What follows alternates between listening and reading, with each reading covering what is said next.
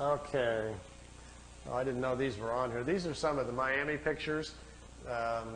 Some of the ones that I didn't put on the tape, because I'll kind of go through them here.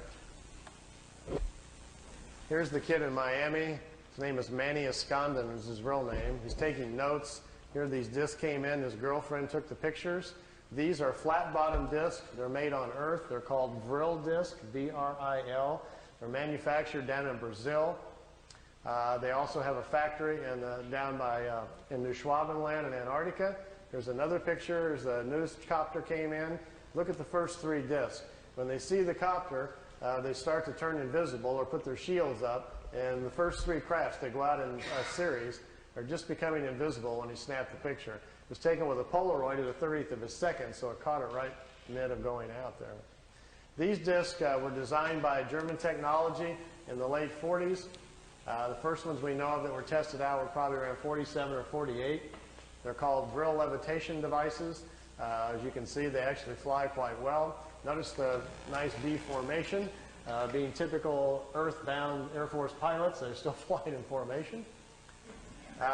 We understand this technology a little bit because intelligence has shot down some of their ships, learned how they're doing it, and when you hear rumors about how the Americans are building flying discs, what we're doing is playing catch-up to the German technology that's been around since the 40s.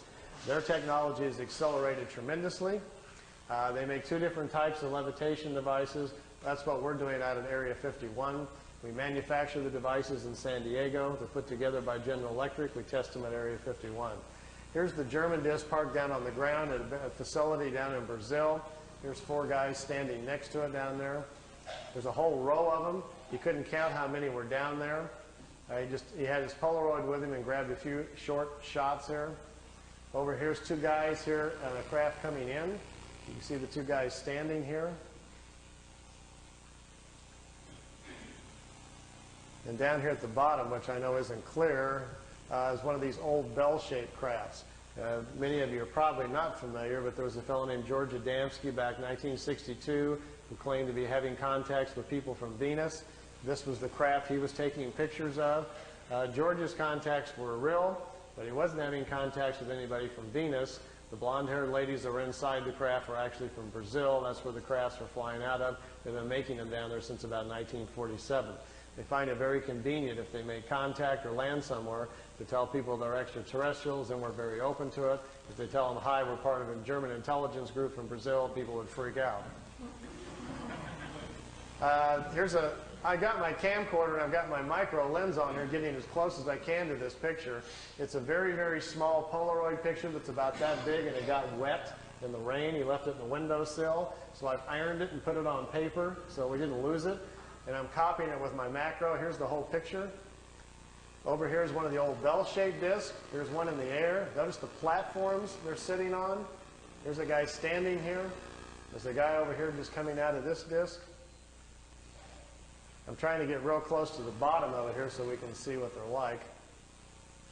This is an area, if you look on a map, I've got a little videotape over there if you're interested in learning more about this information, called Space Cities. I've narrowed it down to about within a 200-mile range where this facility is at and what they're doing down there. Here's the guy standing there. The discs sit down on the platforms. Remember earlier I was telling you about how the condensers charge out the bottom to have to charge the field up? If you get too close to the Earth, the charge dissipates because it's grounded. These metal platforms, they sit them down on the platforms, then they can keep the ship charged up. And if they need to take back off right away, they can. They don't have to wait for the ship to charge back up. The platforms charge them up for them, so they can lift right back off. If they would set it down without the platform on the tripod legs, they got to go through the process again of charging the capacitors up, which takes 3 to 4 minutes. So if they're in a hurry to get away, they're in big trouble. These old bell-shaped discs actually have 3 Mercedes-Benz truck engines in them, driving the magnetic field. This was their first design that they made. This is the first ones that the Germans built. These craft here were under consideration, and they were working on them in the end of World War II.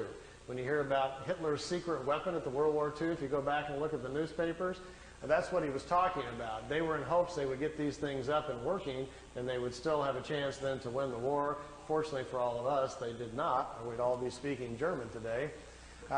Interesting side effect, too, once they finally did get them up and working, they made lousy war weapons because the field around them prevents you from dropping bombs or anything out of them. It ignites the bombs. So it took them a while. They don't even have weapons on them for a while, and then they had to come up with other kinds of devices. This was the first pictures I saw from the kid in Florida of his German contacts, and to my knowledge, I still think they're his best and perhaps his only contacts. I think he probably had a couple of contacts from these people. They came, they took him for a ride, it looks like on 1 or 2 occasions, and then perhaps they never came back. So we found this situation on several people around the planet, so it's not an uncommon situation. And this is from ET technology, but it was before 487. It wasn't ET, nothing to do with ET. It wasn't. No, just good old German intelligence figured it out.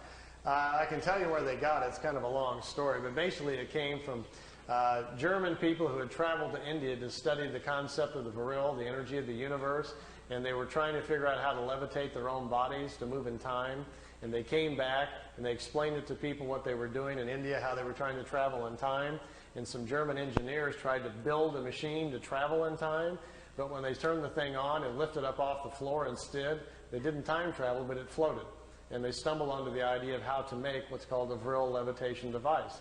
We think they did that probably the first time and sometime probably around 25 or 27. And then the concept laid around in private circles for a while and then became a potential thing during the war and then really didn't happen until after the war.